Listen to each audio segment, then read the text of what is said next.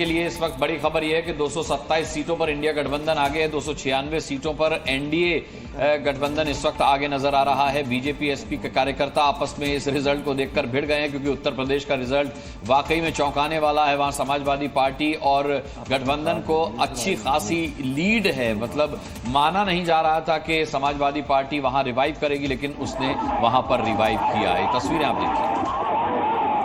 ये बंगाल में नहीं हो रहा है, ये भी ध्यान रखिए। ये उत्तर प्रदेश में भिड़ंत की तस्वीरें हैं, जब बीजेपी और समाजवादी पार्टी के कार्यकर्ता आपस में भिड़ गए। पुलिस को बल प्रयोग करना पड़ा।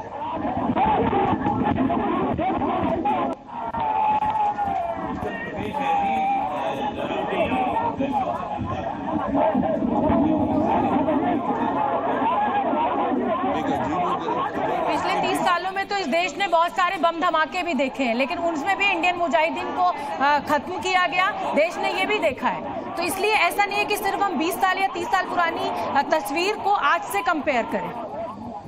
तस्वीर तो हमने गुजरात में भी देखी थी, लेकिन तस्वीर बदली वहां पर। ऐसे ही उत्तर प्रदेश में भी तस्वीर बदली है वहां पर। वो पहली तस्वीर जो रही है वो आपको देख के डरावनी वाली लगती है। आगे अच्छी हो ये हम कामना कर सकते हैं, लेकिन जो डरावनी तस्वीर रही है वो रही है। नहीं रही है इसलिए क्योंकि उस समय लेकिन उससे भी ज्यादा एक और अकूजी डरावनी तस्वीर है उत्तर प्रदेश से। उत्तर प्रदेश से उससे भी ज्यादा डरावनी तस्वीर ये है कि अयोध्या से लल्लू सिंह पीछे चल रहे हैं। भारतीय जनता पार्टी का अयोध्या से पीछे होना कितनी हृदय विदारक खबर है, क्योंकि राम मंदिर का पूरा आंदोलन हृदय विदारक नहीं है। जो अयोध्या रंजन चौधरी पीछे चल रहे हैं। मैं बताता हूँ उसका कारण क्या है। अयोध्या में क्योंकि लल्लू सिंह का जो इलाका है और वो वहाँ पर पिछड़े और मुस्लिम्स का बहुत बड़ा एक वोट बैंक है, इसलिए। और पहले भी वहाँ पर मित्रसेन यादव जो सीपीआई के लीडर हुआ करते थे, बाद में जो समाजवादी में आ गए, अभी उनका लड़का लड़ रहा है। इस लिहाज से वो अगर जातिगत समीकरणों पे काम हुआ है तो उसमें कोई बहुत हृदय विदारक नहीं है। वो जिस तरह से चुनाव पूरा जाति और तमाम और आधार पर लड़ा गया है। आप ये कह रहे हैं कि हिंदुत्व के मुद्दे पर, राम मंदिर के मुद्दे पर जाति नहीं, वो पहले भारी पड़ी। नहीं, बिल्कुल सही है। राम मंदिर का मुद्दा जब तक राम मंदिर नहीं बना था तब तक था। बाद में राम मंदिर का मुद्दा हो सकता है एक मुद्दा हो, लेकिन वो 7वें 8वें नंबर का होगा। बेरोजगारी, महंगाई और बाकी मुद्दे भी सामने रहे हैं, ये बात सही है।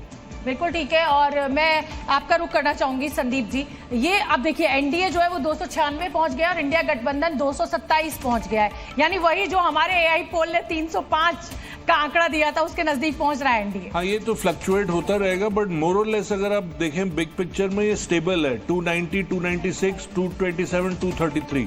तो ये तो जैसे जैसे काउंटिंग होती जाएगी वैसे वैसे ये चेंज होते जाएगा, बट जो रेंज है वो वही 10 सीट की रेंज है इस तरफ और उस तरफ। लेकिन अब मुझे बताइए, क्या ये जो विपक्ष की सीटें हैं, जो विपक्ष इतना शानदार प्रदर्शन कर रहा है, एकजुटता को तो जाहिर सी बात है कि नंबर दिए जाएंगे। क्या राहुल गांधी की इस पर तारीफ होनी चाहिए? जिस तरीके से कांग्रेस में नई जान फूकी है राहुल गांधी ने, उनकी भारत जोड़ो यात्रा ने, एक बॉडी लैंग्वेज बदल गई है राहुल गांधी के, उनका कॉन्फिडेंस जिस तरीके से। और कांग्रेस कहती रही है कि सबसे ज्यादा पर्सनल अटैक किसी अगर नेता पर हुए तो वो राहुल गांधी पर हुए। 44 सीट आई थी 2014 में, 52 सीट आई थी 2019 में। अगर अब उसका डबल का नंबर आ रहा है, मतलब अगर 94, 98 या 100 तो सीट, किसको जाएगा क्रेडिट? राहुल गांधी को या मल्लिकार्जुन खड़गे को? क्रेडिट ऑब्वियसली राहुल गांधी को जाएगा, क्योंकि राहुल गांधी ने दो तरफ से यात्रा करी और जो भी इलेक्शन स्पीच दिए, मैंने कई सारे इलेक्शन स्पीच उनके देखे, उसमें वो बहुत ही फोर्सफुली